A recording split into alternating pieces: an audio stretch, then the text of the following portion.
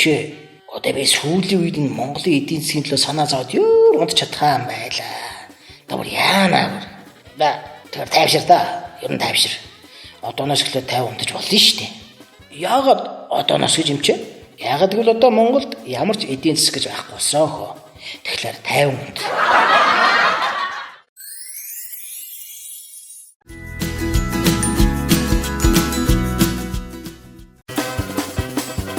Нэгэн завхаа залуу явж байтал эрэлгийн хэлж ирээд "Чим үү?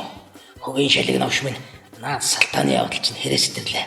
Дахиад 3 хүнтэй унтгал юм бол эрлэгт очино гэж мэдээрэй" хэмээн сануулга өгөөд явлаа.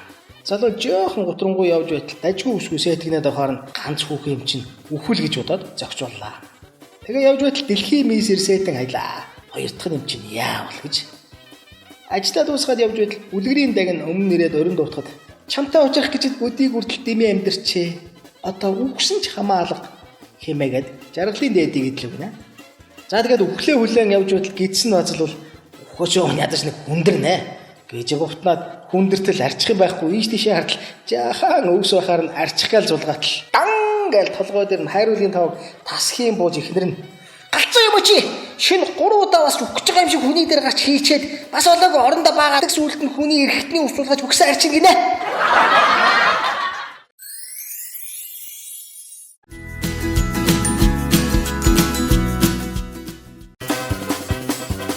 За шавдраа. Он сурвалт яваажинд очин, муу сурвалт хамт очно гэдгийг бүү мартаарай. Багшаа, ер нь амьд төгсөх боломжтой болов уу?